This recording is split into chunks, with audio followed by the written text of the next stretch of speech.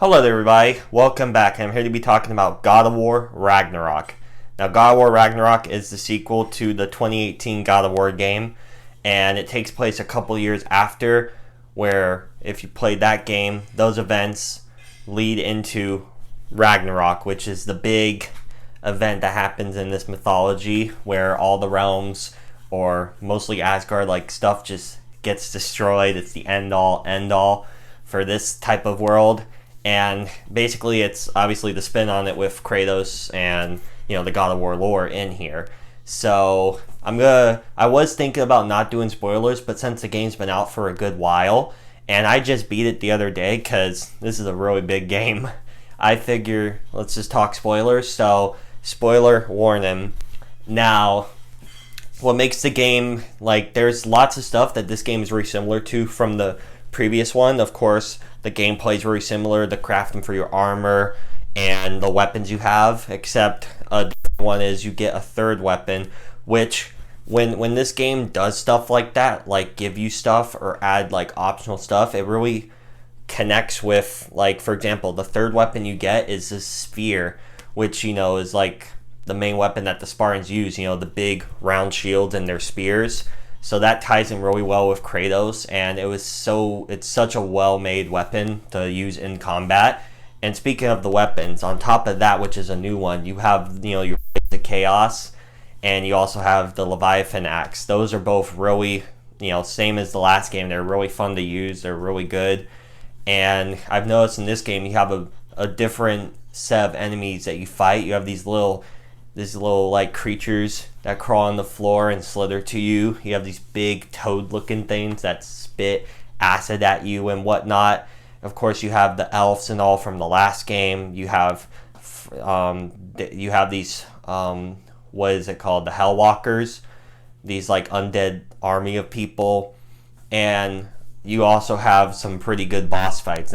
Now this game really dives into the epicness of the God of War series that we know and love, because right off the bat you have two really great boss fights. Because I thought this would be a multi-series type of thing, but from how this game ends and from what the developers said and all, it's two games in this lore and then they're done, which I think is kind of insane, because the previous one, the Greece mythology, had 6 or 7 games, and you're only doing 2 and now you're done. So as a result of that, due to that fact, this game in a lot of aspects feels really rushed in its storytelling and just events that happen, and you're just kind of wow, you really didn't have to put it all into the one game. I get it, due to that, it's like a double-edged sword, because while it feels rushed in the story aspect and certain stuff that happens, there's so much crazy stuff that happens in this game that it's kind of amazing in that way. The boss fights are phenomenal. You fight Thor not once but twice. You fight Heimdall. You fight Odin. You fight, of course, your ally turned adversary turned kind of ally again, Freya. You fight her a couple times throughout, because the end of the previous game you killed her son who was trying to kill her, and all that hoopla, which in the prophecy in the lore starts Ragnarok. And there's new stuff in this game. Besides obviously playing as Kratos, you also get to play as his kid Atreus. Now for me, I know a lot of people may be different on this, but I could safely say that those parts of the game are the worst in my opinion. His gameplay is not as fun or entertaining as Kratos. His sections drag on way too long, and it just kind of took me by surprise, especially the first section where you go to Jotunheim. That's the worst part of the game for me, easily. It was so tiring. Even the boss fight where you fight the big giant with the cauldron, it was that if it wasn't for that part of the game, this game would maybe be a 10. But that whole section, which was almost 2 hours, was just not good for me. It was really bland and forgettable. But negativity aside, I really like the arc that he goes through, and it was really interesting to see where he ends up at the end of the game. And also, I do love that Freya becomes a sidekick when Atreus isn't there.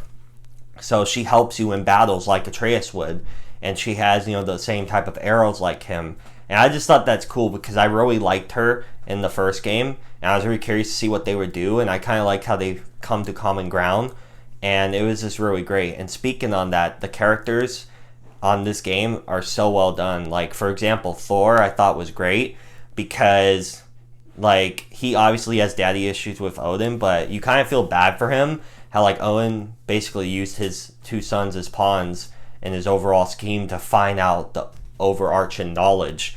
And that's Odin's big obsession, is knowing what he doesn't know. He wants to know everything. He's trying to get into this yellow crack or whatever in his like dungeon or something, his study, and he needs Atreus' help. So it's a lot of conflict because Atreus wants to know how to defeat Odin, but he wants to do it his way instead of sticking with Kratos in the game. So there's lots of sections where you go off on your own.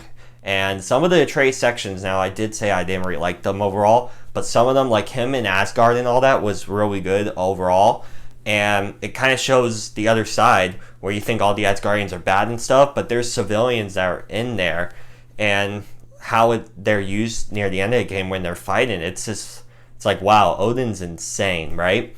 And this game just has a lot to it, and there's still so much to do. There's so many favors, which is their what they call the side quest, and there's lots of cool stuff that you could do. They have their own challenge of Olympus, like from the other game, which is the Trials of Muspelheim, where you have to do, like, for example, defeat enemies in a certain amount of minutes, or defeat them without taking damage, endless waves, being like almost 100 enemies without dying, boss fights that are hidden throughout the world, like the Berserkers, and then you get cool artifacts and hilts to help you progress your own gameplay. Like, there's so much to do. There's lore, there's artifacts you collect. You have those damn ravens, those Odin ravens from the last game.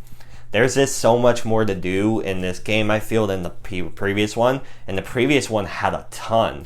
So open world wise, it blends perfectly the linear type storytelling along with an open world throughout the game.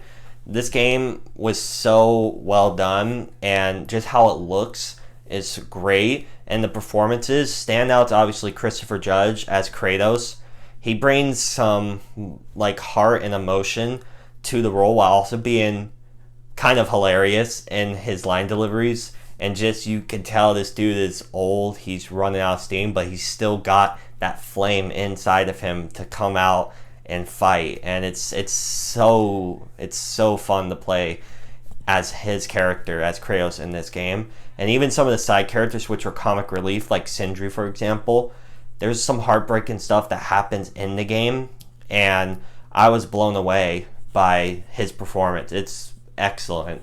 Like, the work through and through was great. The game looks gorgeous.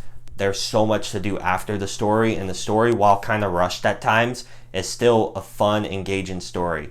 So, with all that said, those are my thoughts on God of War Ragnarok.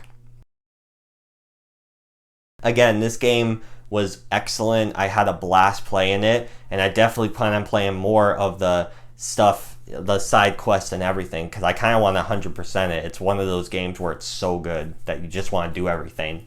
Again, thank you all so much for watching. It means so much to me, and I'll catch you all in the next video. Bye!